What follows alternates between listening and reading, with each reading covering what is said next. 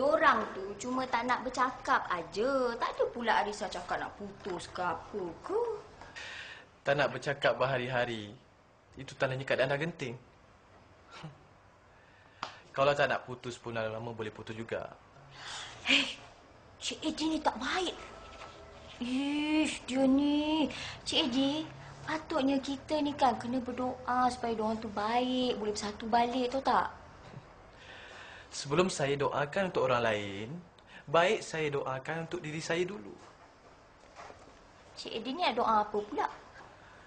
Doa saya dapat peluang bersama dengan Arissa. Alah, Cik Eddie, takkanlah Cik Eddie nak cuba-cuba lagi. Tak payahlah. Kenapa tak? Selagi saya belum berjaya, selagi dia belum berkahwin, selagi tu saya akan cuba sedaya upaya. Cik Eddie ni betul-betul ke cintakan Arissa tu? Kalau dia bagi saya peluang. Dah lah. Saya nak pergi makan dengan Syirin.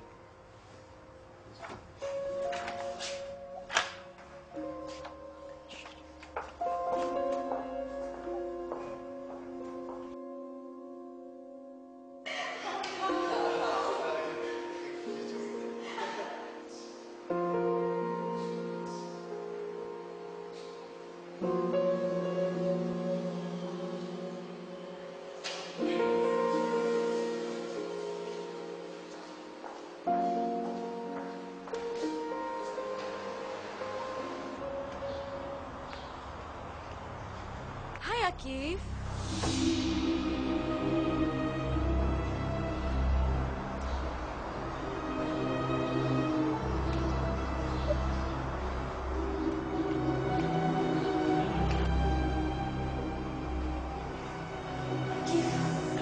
Akif.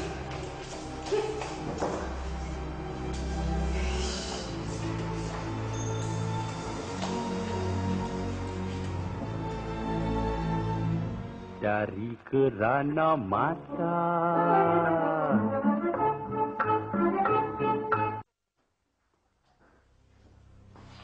Akif. Awak tak boleh buat saya macam ini. Tak boleh buat apa? Saya tak ingin kahwin dengan awak. Faham? Hai. Lepas apa yang jadi, awak tak nak tanggungjawab. Akif, semua orang dah tahu. Habis siapa nak kahwin dengan saya? Masa awak buat rancangan dengan maksud awak tak fikir. Sebarlah lagi cerita pada semua orang. Gambar yang awak sibuk sangat nak jadi gambar bukti tu, masukkanlah dalam internet. Saya peduli apa? Dengar sini, Syirin. Saya lebih sanggup turun naik mahkamah daripada kahwin dengan awak, tahu? Kita bisa kat bilik lah. Dah, tak ada apa lagi nak dibicarakan. Saya sibuk. Kif, kalau awak tak kahwin dengan saya akan pastikan perempuan bodoh tu pun tak akan kahwin dengan awak. Jaga sikit mulut awak tu. Atau, awak nak buat apa? Rasanya orang bodoh pun tak nak kahwin dengan orang yang kena tagak basah dengan bekas kekasih. Hei, awak ingat dia nak awak lagi?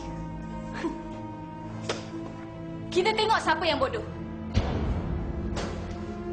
Gilakan orang yang tak cintakan dia. Apa kau cakap? Kalau orang dah tak sudi, tak payah terkejar-kejar. Balik je lah. Hei, malam tu dia bermadu asmara dengan aku, tahu? Oh, ya ke? Tapi apa yang saya dengar, ada orang tu nak kena saman. Sebab cabur kehormatan lelaki yang sedang pingsan. Tapi agak-agak kan siapalah perempuan tak malu tu, Hei, kau jangan nak melampau, Hei, perempuan. Awak jangan harap sangatlah bantuan maksu awak tu. Zaril kahwin dengan Azhar pun sebab adik saya meninggal. Tapi Akif, kalau saya mati sekalipun, dia takkan kahwin dengan awak, tahu tak? Hei, kau ni kau hajar kan? Tak apa, kita tengok nanti. Cik Akif, sampai bila kita nak biarkan perempuan ni kacau semua orang nak buat kerja? Ya. Semua orang boleh sambung kerja balik. Awak, kalau dah tak ada apa-apa, bolehlah keluar. Kalau tak pun saya panggil pengawal. Ambil awak. Ya.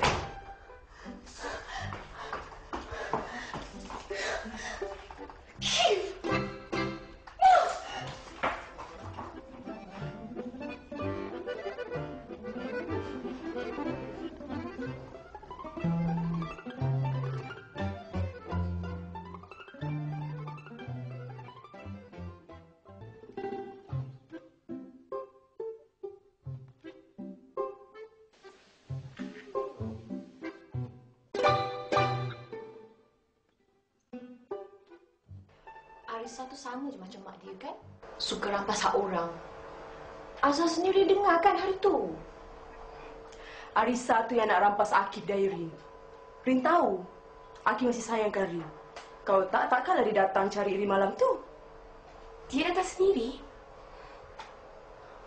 Kenapa dia tu macam fikir sangat tak nak kahwin dengan Rin? Akif tu masih berdendam lagi dengan Rin, Azhar. Dia ego. Dia nak buat Rin macam apa yang pernah Rin buat pada dia dulu. Agaknya bila Rin dah jauh hati, Rin dah lari ke luar negeri macam dia tu, baru dia nak sedar.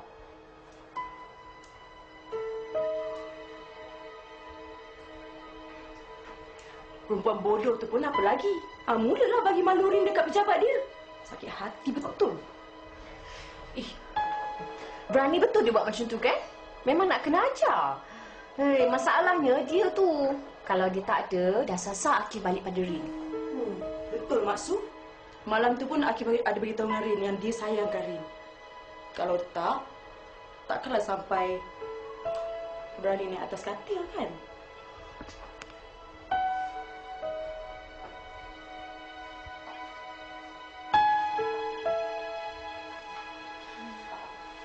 Sebab itulah Akif kena bertanggungjawab.